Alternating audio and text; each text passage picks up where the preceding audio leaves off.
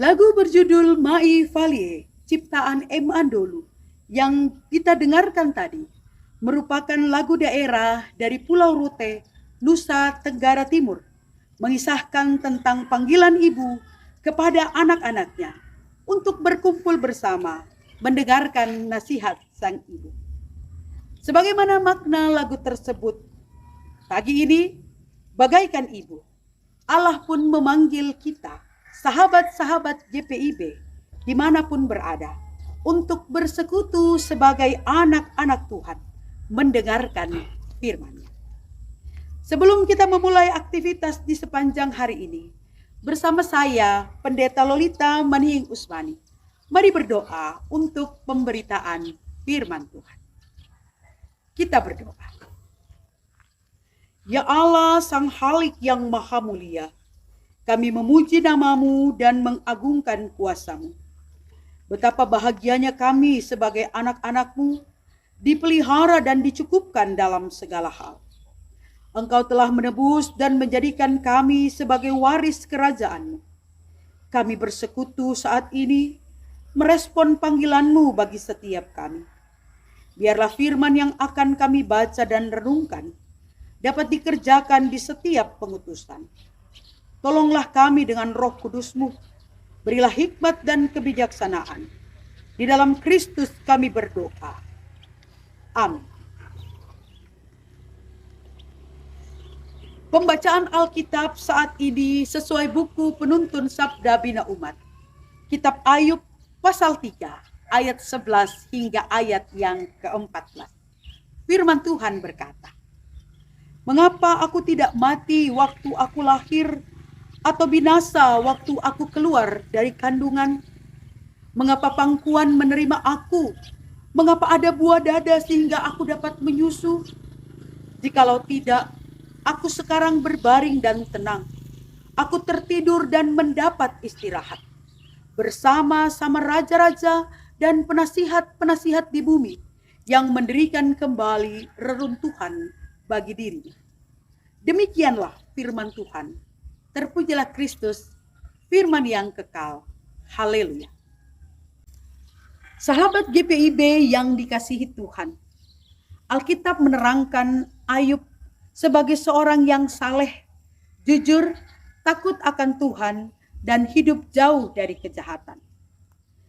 Ayub hidup dan memiliki keluarga, harta yang melimpah, budak yang banyak.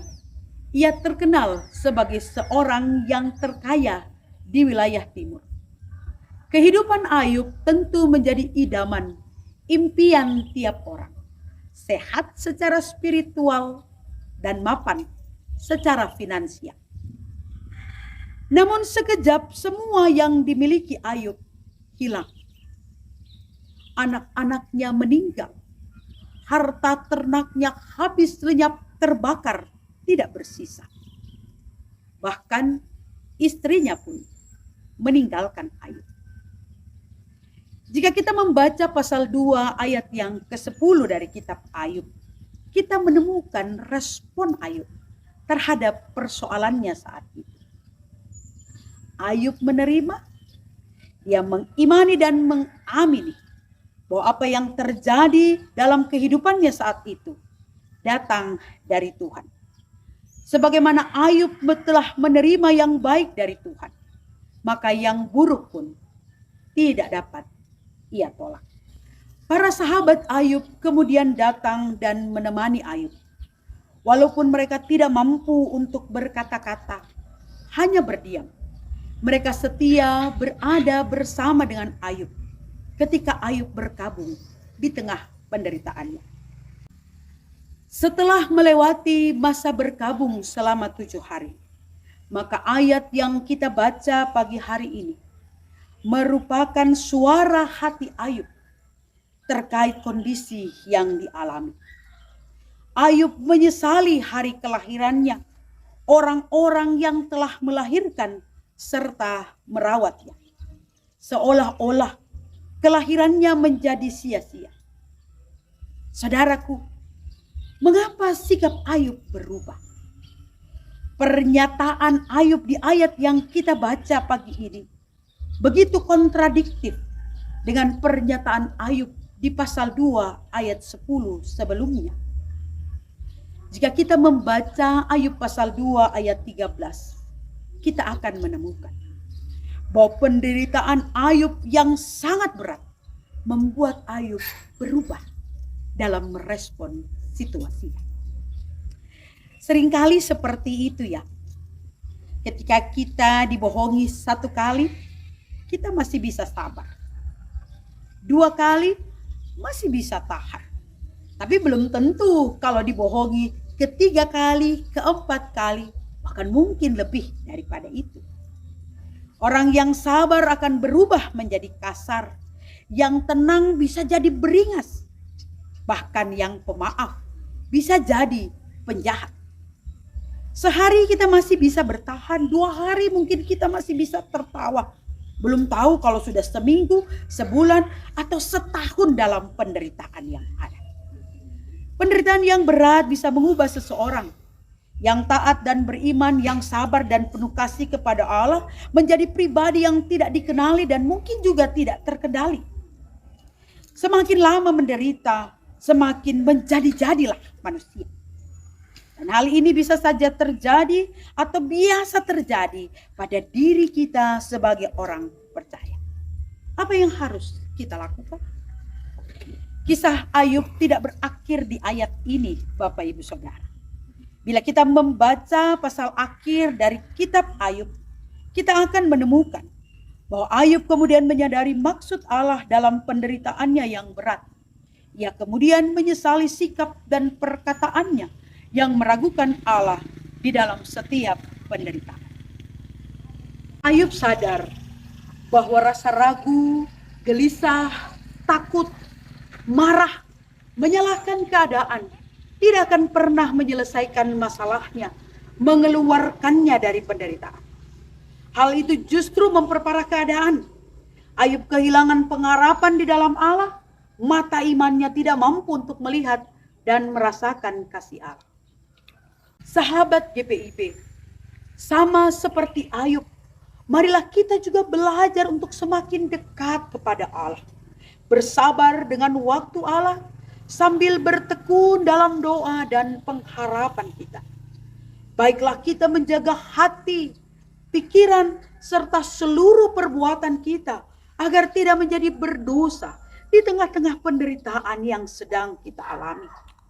Kita belajar untuk tetap memandang Allah, tidak membiarkan penderitaan menutupi mata iman kita. Mensyukuri kehidupan hari ini dengan segala penderitaannya. Itu jauh lebih tepat ketimbang hidup di dalam penyesalan, menggerutu, bersungut-sungut dengan apa yang sudah terjadi di hari yang lalu. Bersabarlah. Hasil yang baik tidak datang dalam semalam. Jangan tertipu pada jalan buntu. Kadang-kadang tanda berbelok luput untuk terlihat dalam keputusasaan kita. Nilai diri ini tidak ditentukan oleh hasil akhir, tapi pada kemampuan untuk berproses di dalamnya. Pada akhirnya, Sang Halik berpihak pada yang setia dan bertekun, bukan pada yang mundur dan bersungut-sungut. Sahabat-sahabat GPIB yang dikasihi Tuhan, demikianlah renungan kita pagi ini. Selamat menjalani hari dalam dekat kasih Allah. Tuhan memberkati. Amin. Marilah kita berdoa. Ya Allah di dalam Kristus, izinkan kami memohon hikmat agar hari ini kami hidup dan berlaku bijak. Izinkan kami memohon rahmat supaya hari esok kami hidup dan menjadi berkat. Biarlah cinta-Mu membasuh bersih seluruh hati, pikiran, dan perbuatan kami.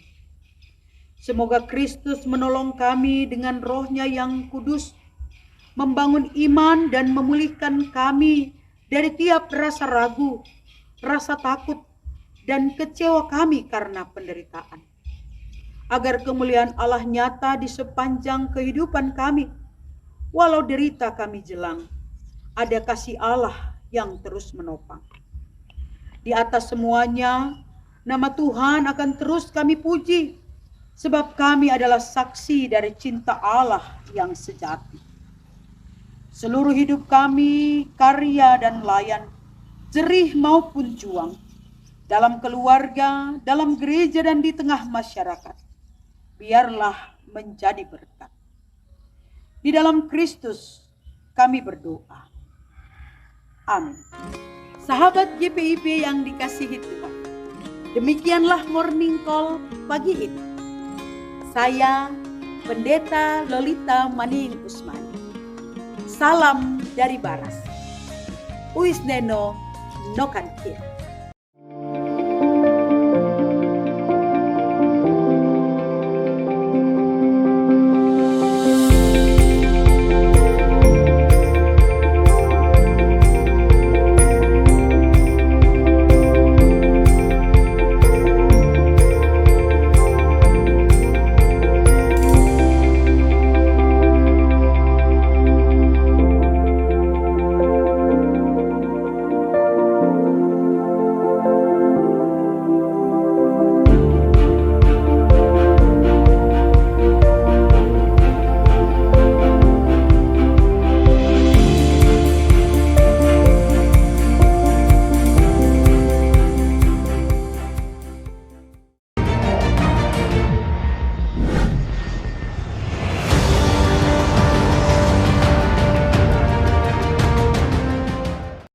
Sekolah Tinggi Ilmu Kesehatan, Gria Husada Surabaya, membuka penerimaan mahasiswa baru tahun ajaran 2023 sampai 2024. Sekolah Tinggi Ilmu Kesehatan Gria Husada terakreditasi BAN PTB dengan menawarkan 2 program studi, yaitu pertama, D3 Kebidanan, kedua, Administrasi Rumah Sakit. Ada juga fasilitas yang memadai seperti asrama putri, perpustakaan, gazebo dan hotspot area, dan masih banyak lagi. Pendaftaran gelombang pertama dibuka pada Desember 2022 sampai Februari 2023. Gelombang kedua dibuka pada Maret 2023 sampai Mei 2023. Gelombang ketiga dibuka pada Juni 2023 sampai September 2023. Untuk informasi lebih lanjut dapat menghubungi nomor di bawah ini.